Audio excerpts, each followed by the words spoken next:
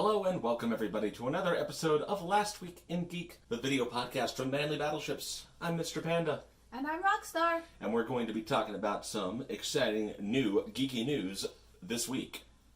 Or last week. It's everything that happened last week. That's the point. That's the name of the show.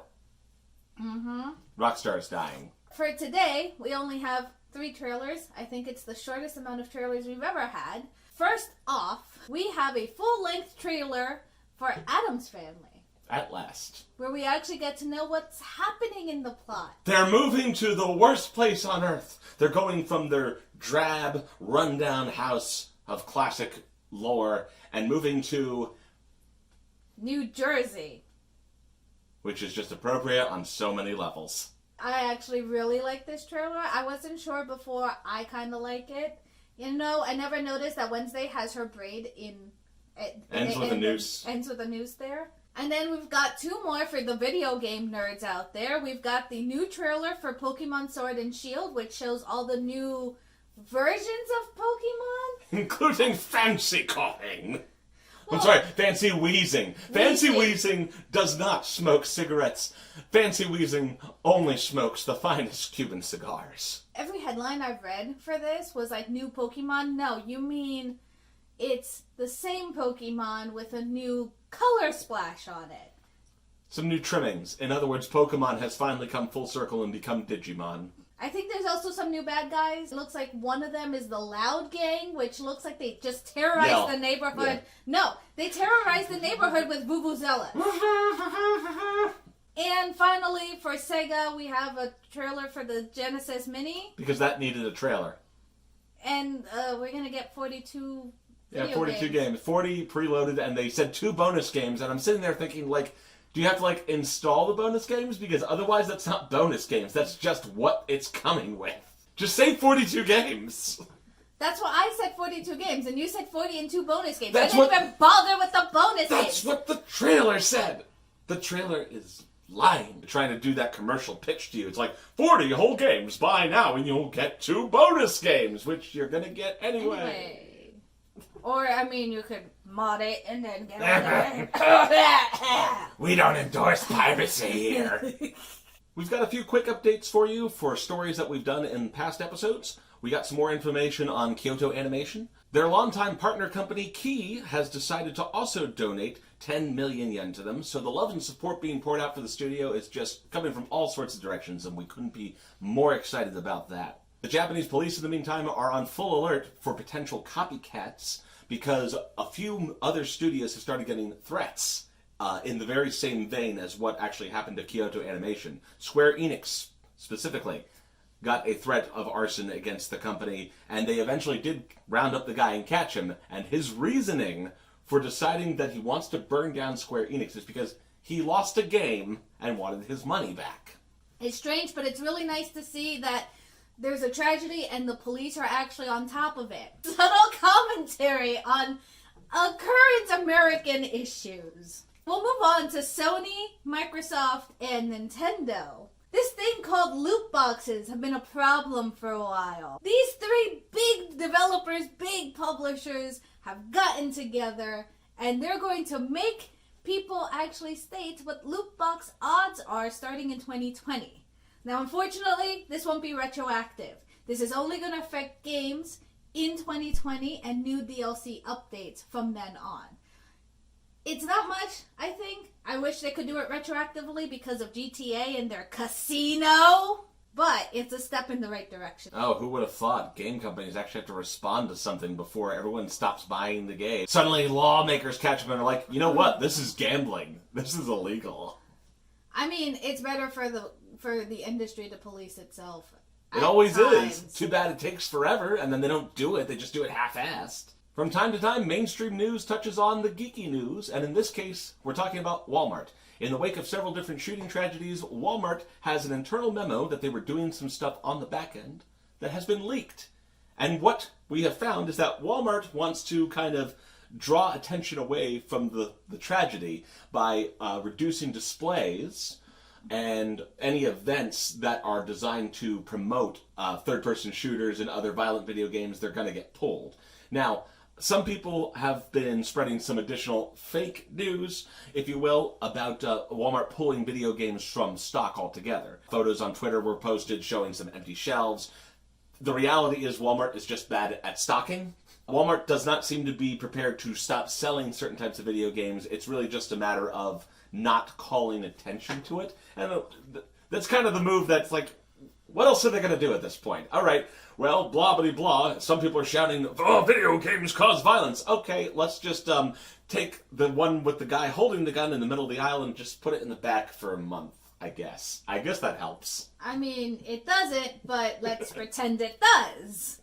The useless platitudes that Walmart corporate has offered has not pleased all employees, incidentally. There was a little bit of fear for a little bit that as many as 20,000 Walmart employees might walk out over Walmart's response or lack of response, however you want to frame it. Turns out that didn't really happen. There was supposed to be a call-out 6-day followed by a walkout day. In the end, only 40 employees in California actually did the walkout. Change! Well, there was a petition on change.org too, but I mean... Hey, change.org! Everything happens when you put a petition up on change.org. Now, it's worth noting that Walmart already dispensed with selling assault-style weapons in 2015, I believe.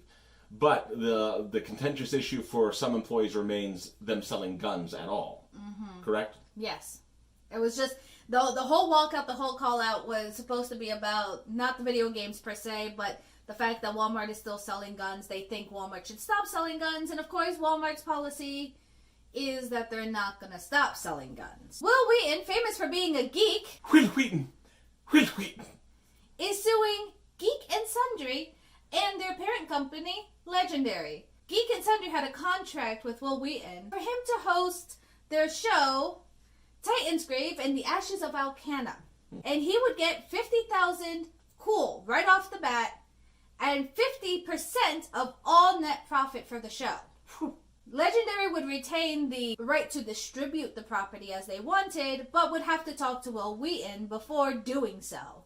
And guess what? They didn't! They went and put contracts in with Hulu, Pluto TV, and Sinclair Broadcasting. And this means Will Wheaton was kind of cut out of the profit from all of those contracts.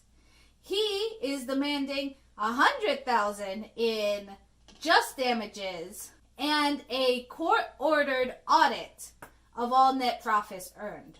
You know, I was like, wow, he's not kidding around with this lawsuit. He's like, no, I want this court-ordered. You're going to have to go back and see how much money you made. Damn it, I haven't been important since Star Trek Next Generation. I need to make money!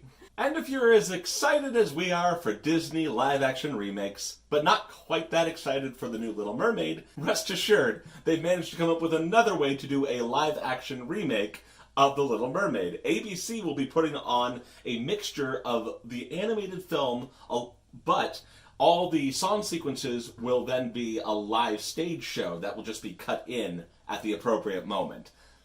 We this kind of a guess. We don't really know how they're blending the animation and live action sequences. They just are. All we got was a picture of the stage, which we're super, super excited about. This is making me very excited to watch the movie. It's like just so revealing about everything that's going to be going on. Now, it is worth noting that Ali Cravalho, got it. Yes, first try. The same actress who voiced Moana will be starring as Ariel. So if you're into her awesome voice, this might be a good opportunity for you to see her in a different environment performing on stage. I mean, I'm not super impressed based off of what they did with The Sound of Music. Remember that live show attempt on television? I didn't see it. Oh, okay. Well, it was all right. So we'll see what happens here. Now, in addition, we also have Queen Latifah as Ursula and Shaggy as Sebastian. Mr. Bombastic. They call me fantastic.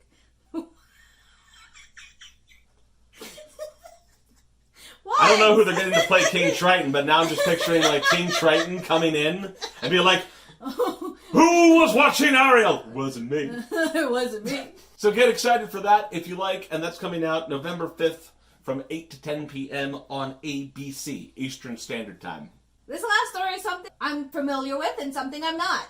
Billie Eilish, apparently a Main Street artist that I'm too old to know, According to our analytics, though, most of the audience won't know them either, so we won't feel bad. Has recently collabed with Siberia Hills, which I'm also not familiar with because I don't give a shit about fashion. I don't pay $300 for a pair of jeans. They apparently are a fashion brand that is well known for their streetwear. Now they're calling hoodies streetwear. Hoodies. When did this happen? I'm sorry, I'll get out of old fogey mode. What's the story? Well, anime fans were very quick to notice that some of the art on those hoodies was stolen fan art from the very famous fan artist, Makoto Kurokawa.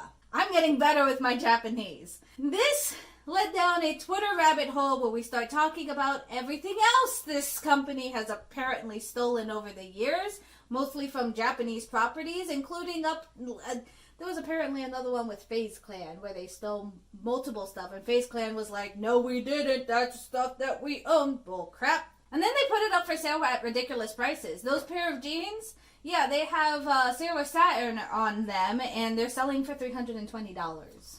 And the legal issues are super complicated in something like this because it's not like fan artists actually have a recourse because, sorry guys, you don't technically own the copyright to your stuff either.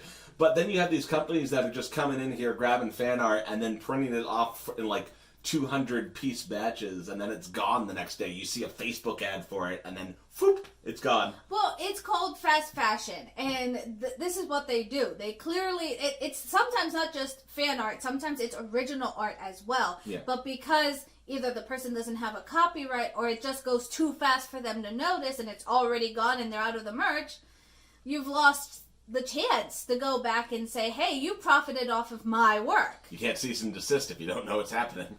So it has been a big issue in the fashion. This is the part I'm comfortable with because I know all about this fast fashion part of it. It's really disgusting and hideous. You can see a whole bunch of companies, and it's not just Siberia Hills. And sometimes it's $10 merch to anywhere $300 merch, and it goes. You'll be surprised. It goes pretty quickly. Yeah. Well, I mean, like, if you create only a limited batch, or you do one of those, I actually saw once where they were like, yeah, pre-order now, limited to this many, and then the shirt's only up for like 72 hours, and then it's gone. They do the orders, and they move on. It's just this craze of wanting something new, fresh, on the market, and by the time you blink, it's no longer on the market, and now you have this rare, custom-designed t-shirt. It's a horrible business, but it's still going on. And what happened with Siberia Hills is they have apologized. They've taken the merch down and will gladly give refunds, but they have no mention of all the other stolen artwork that is still on their market. Well, everyone, that's all the stories that we have to cover in this episode of Last Week in Geek. Feel free to comment your thoughts below, and if you see any new and exciting stories coming up this coming week, feel free to drop us a line. Also, check out, we now have both a Reddit and a Discord. How do you do, fellow kids? So go ahead and get on the Reddit, post some dank memes. Maybe we'll showcase them on the show, and you can chat it up. Mostly with Rockstar on the Discord, because technically I'm there, but I'm only, like, gaming between the hours of midnight and 2 a.m. when all of y'all are in bed. Fully hydrated and healthy. This man never sleeps, I swear. You'll see me on there talking about all sorts of things, kitties, and I sometimes will throw you a line of what's coming up behind the scenes. So you might get sneak peeks at certain of our videos. Yay! So, until next time, everyone, I've been Mr. Panda, and this is Rockstar, and have a wonderful evening. Good night.